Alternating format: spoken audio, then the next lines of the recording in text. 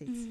You know, we all have a background and where we are brought up from. So growing up, that gentleman might be involved with the mom, like seeking for advice, getting guidelines and other things. And we cannot forget the cultural aspect of Ghanaians. We always consult our elders as a form of respect. So based on his background, those people you call mommy's boy, maybe they grew up with their mom and the mother was a major factor. So someone who had lived with a mom for so many years, you can't just come to such person's life in a year or two and want to change things. It has to be a gradual process. So if there's something like that, you just have to take your time and talk to the person so that if there can be some adjustment, or you let the person know in a nice way that you prefer to be part of the decision making. So maybe after consulting the mom, you also want to know if there's something you can add up. Put it in a nice way to avoid unnecessary conflict. So the fact that somebody talks to the mom or asks the mom about something doesn't make the person necessary a mommy's boy. Because we women too, we go to our moms. Most of the time, ladies that are close to their mothers, they will always run to their mothers about every little thing that happens in the relationship. I'll use my case for example. Please. I was going through a phase, I think when I had my last girl, who is in the studio, Clenham. That was around 2014. So I was having a hard time 2014, 15, 16. And those signs, even before, way back to 2004 when I had my first child and I started a family life. Every little thing, then I'll go and cry to my mom. Especially during between 2014 and 2016. Something little, then I said, I'm packing. I'm going to my mother. I'll call my mother. I've packed my things, so I'm coming. Then my mom will go like, don't go. There, my partner will come and say, oh, where are you going? He's a calm person, very reserved. Oh, why this little? You sit down. Then I'll unpack again. Can you imagine? I'll pack everything. But at a point, last time I did it, he just said, okay, you are going. Go. Okay, fine, go. So at that point, I realized that if I take a step, it's going to cost my life. So I have to sit back and now focus on my family. You understand? Yes, so I'm like, so what if my mom is no more alive? What will I do? Who am I going to run to? So every little thing, I want to go to my mom. Simply because we have a house, so I feel like, I have a place to go, so I want to go. So women, ladies also go to their moms or their dad, those who are close to their dad. So that's what I'm saying, that it's a background thing. Because I was close to my mom. When I was younger, when she travels, I fall sick.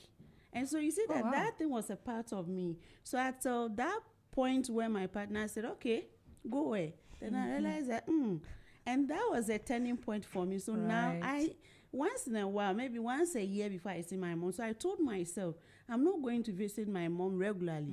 If not, I won't be able to build a relationship and stay with my family. And so these are things that cut across. Men have their issues, women have their issues. So if there's a problem, let's find a way to solve them. Rather than say it's a red flag. That's what I'm saying, that you don't know how he was brought up. You don't know how she was brought up. We all have our backgrounds, but we have to have a cutting edge. Once we come together, let's judge. It's a win-win situation. Let's find ways we can sort out these issues so that we don't end up losing our good relationships. These are very, very strong points, ma'am. And looking from how you're talking and really bringing out the points, I can see you're a calm person, you're a patient person, and you prioritize communication over everything. So my next question is going to be that if a woman realizes that the man is not really involving her in the financial decision, like I mentioned earlier, what can she say? And I want you to say it like how she should say it. What can she say to the man in real life, like in real sense, that will help the man, open up to her about finances? Not only that, but other aspects of his life that he may be, hiding from her. What can a woman say? And how can she say it to ensure that the man is really opening up to her?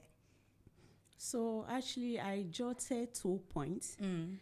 So if the lady is the guy who wants to talk to the mom, or the couples who want to talk to the mom about it, I think you can calmly go like, Mom, we truly appreciate. So the two of you together, you have to show appreciation to her efforts, so that she will feel okay, that you truly appreciate her guidance.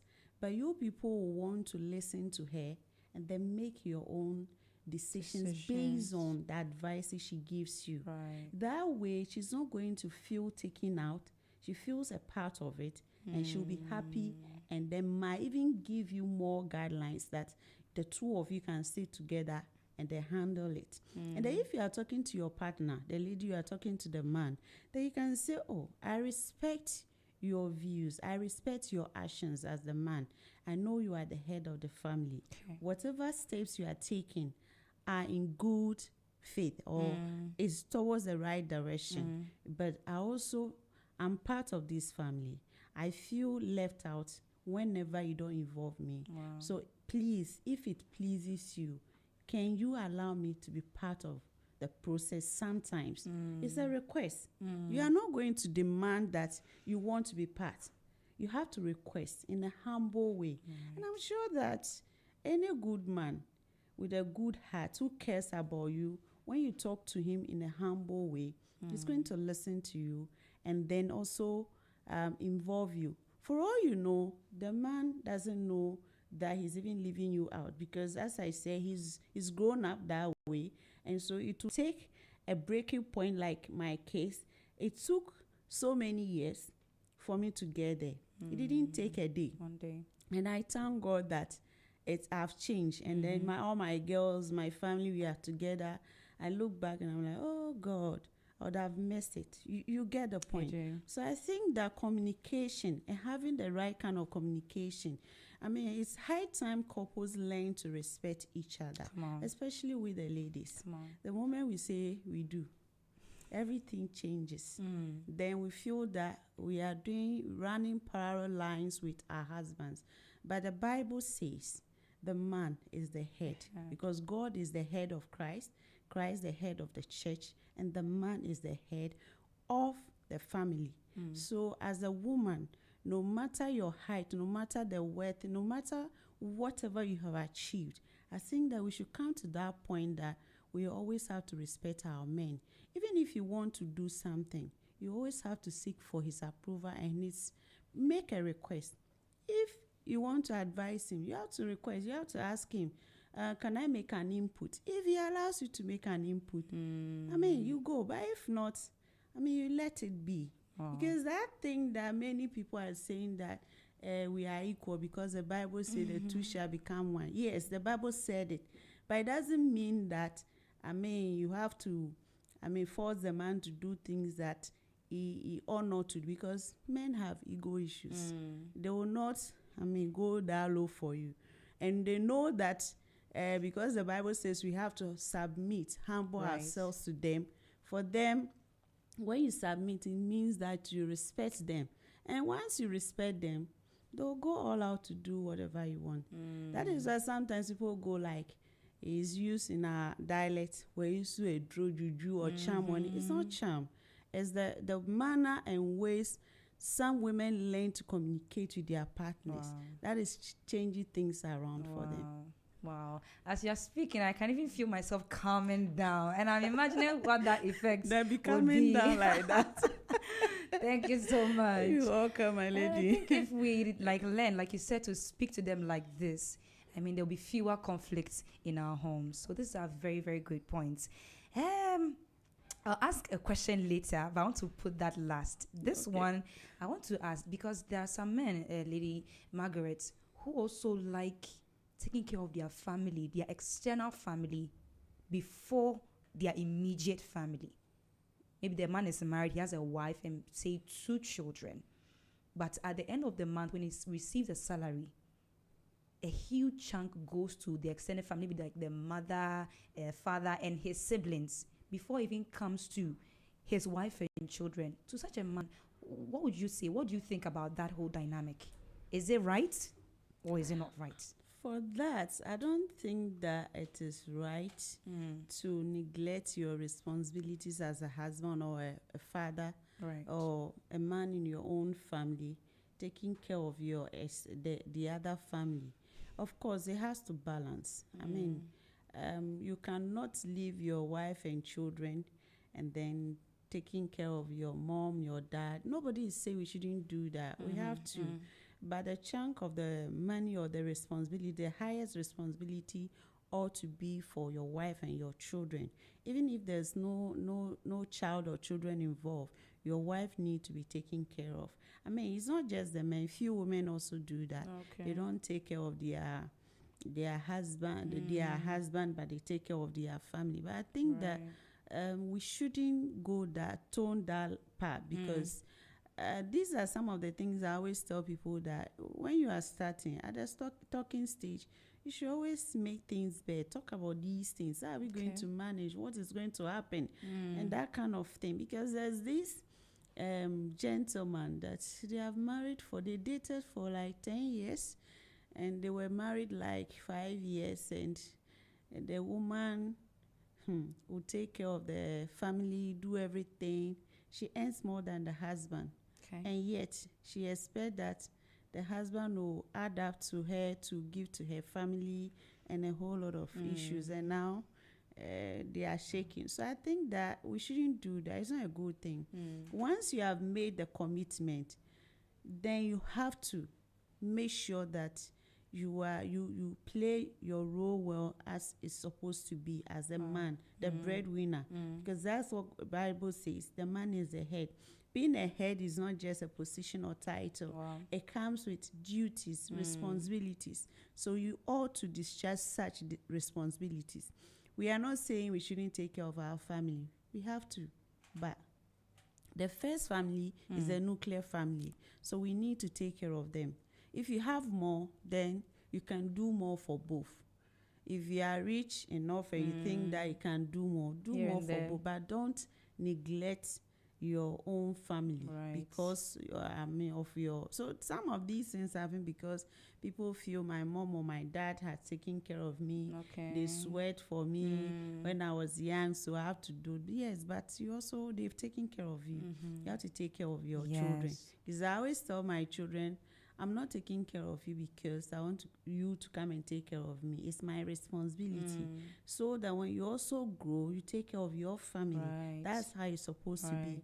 I mean, at the end of the month, I haven't sent anything to my mom, but I'm taking care of them because they are all in different levels of the academia, and I have to take good care of them. You understand? I do. So men that are doing that, please, we are begging in the name of God. Can you just take good care of us? Thank you. As well. I'm sure they've heard it, Pa. All right. So, Lady Margaret, I am a woman. Obviously, I am a woman. But then, in this example, I want you to picture me as a woman who's getting ready to enter into a marriage relationship, right? And I'm with this young man who, I mean, he's good. He has a good job, stable job, and everything. I'm also God-fearing. He's God-fearing. Now, I come to you for counseling, and I ask you, what are 3 things I should build my marriage on? This is the last question. I want you to hit it hard for us. 3 things that I should build my marriage on, that you from experience know that if I build the marriage on these 3 things, it will never fall, it will never stumble. Of course, there will be situations that will come challenge the marriage, but even when they come, the marriage will survive all those hurdles and still stand. What are those 3 things to build the marriage on? Okay, so before I answer that question, there's the misconception that counselors will give you advice and da-da-da-da. Okay. What I learned in school as a counselor, in my counseling class, the counselor is just to guide. Wow. It's just to give options. Then you choose from the options. All right. So it's not any counselor's job to say, do this, do that, because do this, do that might work for you, might not work for another person. Exactly. So I always go with, that's why we say the God factor. So if I have to, it's an option. So I will talk about God. That if before you start, involve God. While you are at it, involve God. Whilst you are going, involve God. Because you see, he is the one who institutes marriage. He has the manual for marriage. Wow. So he's the only person who can help you in that journey. Wow. No human being, no counselor, no matter the level of education that they have, can help you. Because if you know, I mean, this is an honest truth.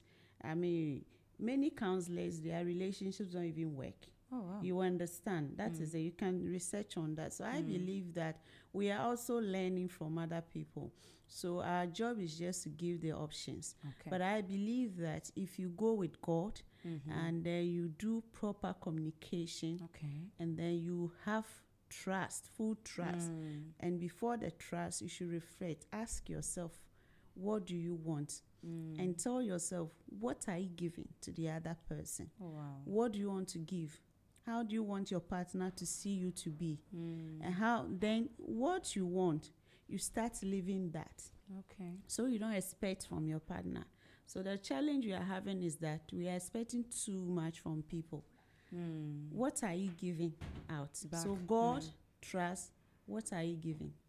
So if you want to give something good, you work hard to give the best of you, and then you earn the end result by getting good in return. Thank you so much, Lady Margaret. I mean, these are splendid points that she's given to us, and I'm so thankful. Thank you once again for joining us for The Brighter Side. We are so honored. So I asked her the last question, and I asked her what the 3 things are to build a marriage on, and she mentioned that the God factor, and she mentioned trust. She put in communication in there, and then she said, so what are you giving? Because most times people go into relationships, thinking about what they can receive and not what they can give. So Reverend has brought a whole new look to the conversation, and we are so honored. Reverend, once again, thank you so much for joining us. My pleasure. And we hope to, hear from you again right here on the show. We are family. I'm always there for you. Thank you, ma'am. God bless you. So we are still continuing the conversation. We are gearing towards 12 noon. So very soon we'll be going for lunch, and I'll be bringing you the lunch tip for today. That was our lady, Reverend Margaret Ahoshie, and she just shared some really, really powerful tips on whether a man should consult his parents before making some very serious financial decisions in marriage. She has broken down everything, and I hope you've taken some notes that if you are single, you'll be carrying into your marriage, and if you're already married, hopefully you'll be practicing these tips in your own relationship. The time right now is 11:53. We're 7 minutes away from 12 noon. We'll take a listen to some few songs, and then we'll get ready to welcome Praise Bell Rosemont